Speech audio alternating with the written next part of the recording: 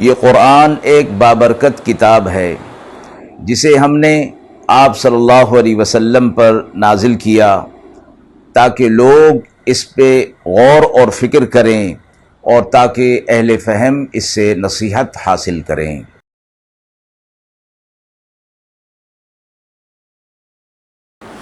بسم اللہ الرحمن الرحیم۔ السلام علیکم ورحمۃ اللہ وبرکاتہ۔ ناظرین کرام، درس قرآن مجید کے آج کے اس پروگرام میں ہم سورۃ الفتح کی آیت نمبر 27 تا آیت نمبر 29 کے حوالے سے موصول ہونے والے سوالات کی روشنی میں تفسیر پیش کریں گے۔ آیت 27 میں اللہ تعالیٰ نے نبی کریم صلی اللہ علیہ وسلم کو خواب میں دکھایا کہ آپ اور آپ کے ساتھی امن و امان کے ساتھ مسجد حرام میں داخل ہوں گے۔ آج کے مسلمان کس طرح اللہ کے وعدوں پر بھروسہ کر کے مشکل حالات میں امید اور صبر کو برقرار رکھ سکتے ہیں۔ آیت نمبر 29 میں مسلمانوں کی صفات کا ذکر کیا گیا ہے کہ وہ کفار کے لیے سخت اور آپس میں رحم دل ہیں۔ موجودہ دور میں جب امت مسلمہ کو اندرونی اور بیرونی چیلنجز کا سامنا ہے، کس طرح یہ صفات مسلمانوں کو اپنے اتحاد، بھائی چارے اور عالمی امن کے قیام کے لیے کردار ادا کرنے میں مدد دے سکتی ہیں۔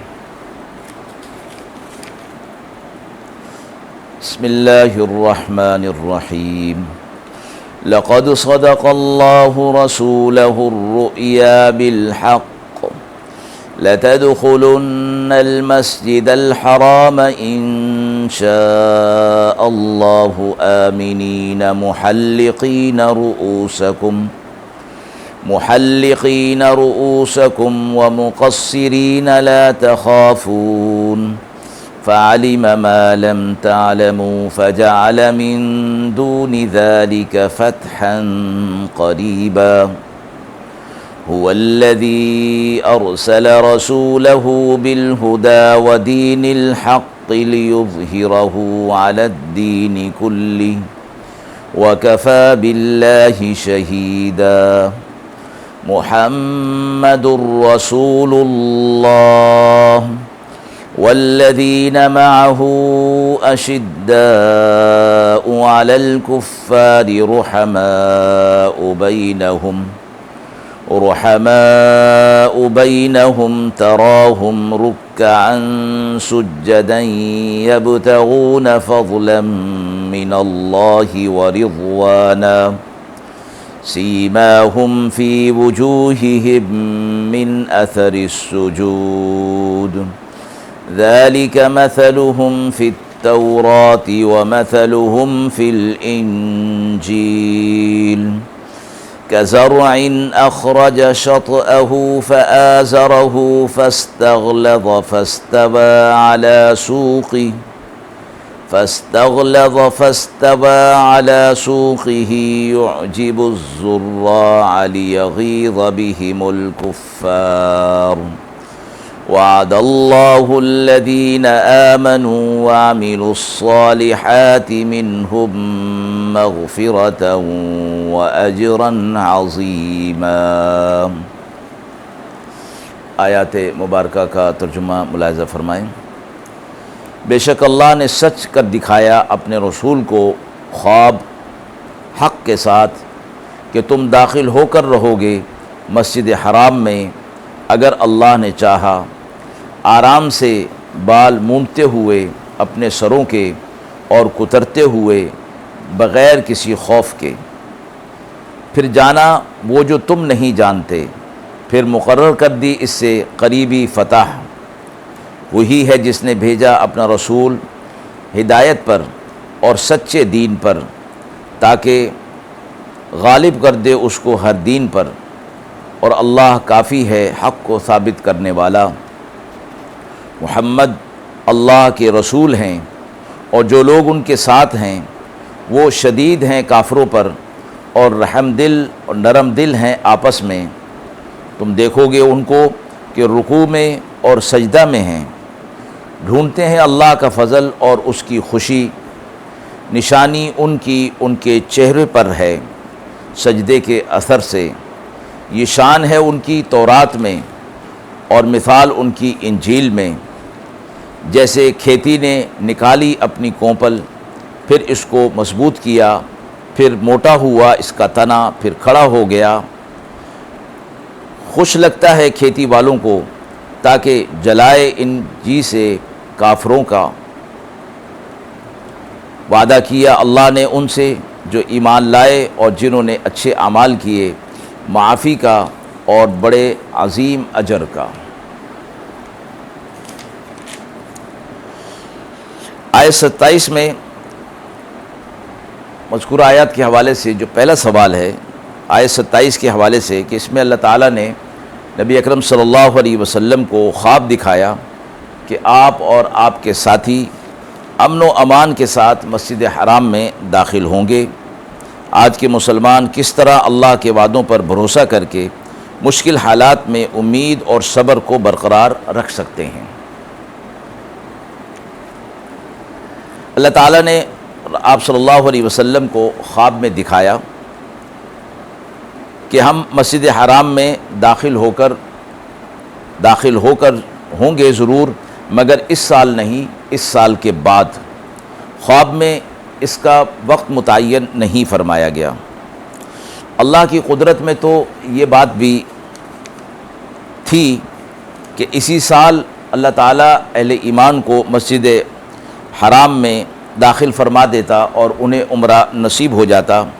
مگر اگلے سال تک تاخیر کرنے میں بڑی مصلحتیں تھیں جو اللہ کے علم میں تھیں، تم ان کو نہیں جانتے تھے۔ من جملہ ان مصالح کے یہ بھی تھا کہ اللہ تعالیٰ نے چاہا کہ اس سے پہلے خیبر فتح ہو کر مسلمانوں کی قوت اور ساز و سامان میں اضافہ ہو جائے اور وہ فراغت اور اطمینان کے ساتھ عمرہ ادا کر سکیں۔ اس تناظر میں آج کے مسلمان اللہ تعالیٰ کے وعدوں پر بھروسہ کر سکتے ہیں کہ اللہ تعالیٰ نے جس طرح آپ صلی اللہ علیہ وسلم اور اہل ایمان کے لیے یہ وعدہ فرمایا کہ وہ ضرور عمرہ کریں گے اور مسجد حرام میں امن و امان کے ساتھ داخل ہوں گے، لیکن وقتی طور پر حالات کچھ ایسے تھے کہ اللہ تبارک و تعالیٰ کی حکمت اور مشیت اس بات کا تقاضا کر رہی تھی کہ اس وقت یعنی اس سال یہ وہاں نہ جائیں، بلکہ کچھ حالات ایسے ہو جائیں کہ خیبر فتح ہو جائے جس سے مسلمانوں کی شان و شوکت بڑھ جائے۔ تو چونکہ جیسے پچھلی آیات کے اندر گزر چکی یہ بات کہ آئندہ فتح مکہ کا مقدمہ بھی یہی صلح حدیبیہ ثابت ہو رہی تھی، لہٰذا مسلمانوں کو اللہ تعالیٰ کے وعدوں پر بھروسہ رکھنا چاہیے، اور اس میں فرمایا گیا کہ جلد بازی کا مظاہرہ نہیں ہونا چاہیے، بلکہ صبر اور تحمل کا مظاہرہ ہونا چاہیے۔ اور چونکہ اللہ تعالیٰ ساری حکمتوں کو مشیتوں کو جانتے ہیں،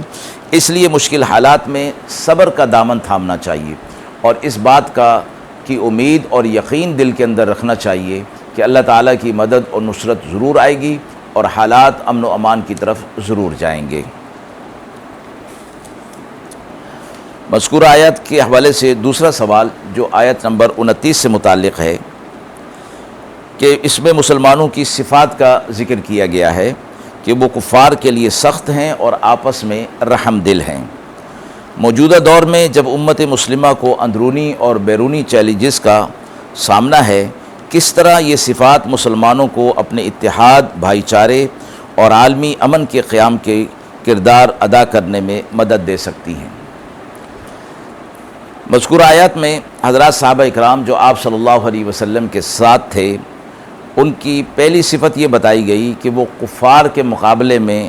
سخت ہیں اور آپس میں مہربان ہیں،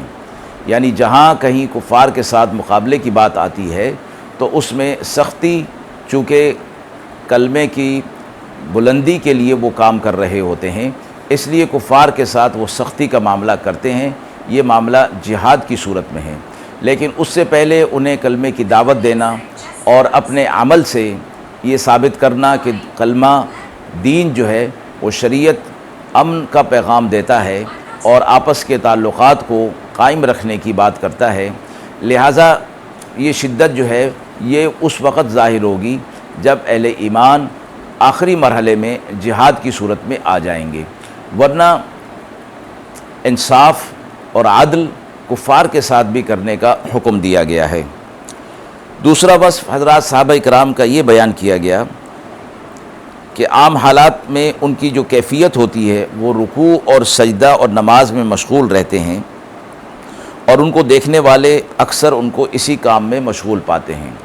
یہ دوسری صورت ہے کہ جب اہل ایمان جہاد کی طرف نہیں ہیں بلکہ امن کی حالت میں ہیں، تو وہ سب سے پہلا کام ان کا نماز کو قائم کرنے کا ہے۔ جو اہل ایمان کو کہا گیا کہ مشکل حالات کے اندر صبر اور نماز سے اللہ کی مدد کو حاصل کریں، اللہ صبر کرنے والوں کے ساتھ ہے۔ تو جہاں اہل ایمان کو کفار کے معاملے میں سختی کرنے کا حکم ہے، وہاں صبر کی بھی تاکید کی گئی ہے، اور اللہ سے مدد مانگنے کی جو طریقہ کار بتایا گیا وہ نماز کے اندر مشغول ہونا ہے۔ تو اس حوالے سے مسلمان دونوں طرف سے ہے کہ دل کے اندر رحم اور رحم دلی بھی وہ کا بھی مظاہرہ کرتے ہیں، اور جہاں سختی کا معاملہ ہوتا ہے وہ سختی کا بھی مظاہرہ کرتے ہیں۔ تو اہل ایمان آپس کے اتحاد اور اتفاق کو مسلمانوں کے ساتھ، عالمی طور پر امت مسلمہ کے ساتھ بھی اسی طرح کا معاملہ اخوت اور بھائی چارے کا اس کا مظاہرہ کریں۔ تو یہ ساری چیزیں اتحاد اور بھائی چارہ عالمی امن کے قیام کے اندر بہت بڑا کردار ادا کر سکتے ہیں، جبکہ اس کی صورت عالمی طور پر ایک دوسرے کے ساتھ رابطہ کر کے اور ایک دوسرے کے حالات اور ایک دوسرے کی جو مشکلات ہیں، چیلنجز ہیں، ان کو مذاکرات کے ذریعے سے حل کرنے کی کوشش کی طرف جانا چاہیے۔ انشاءاللہ اللہ کی مدد و نصرت اہل ایمان کے ساتھ ہے۔ اس کے لیے کچھ جو طریقہ کار بتایا گیا اس کو بھی اختیار کرنا انتہائی ضروری ہے۔ ناظرین کرام، ہم امید کرتے ہیں کہ پیش کی گئی تفسیر آپ کے لیے قابل اطمینان ہوگی۔ اس حوالے سے آپ کے بھی کوئی سوالات ہوں تو ضرور کمنٹ باکس میں دیجیے، انشاءاللہ ان کے جوابات دینے کی پوری کوشش کی جائے گی۔ وآخر دعوانا ان الحمد للہ رب العالمین۔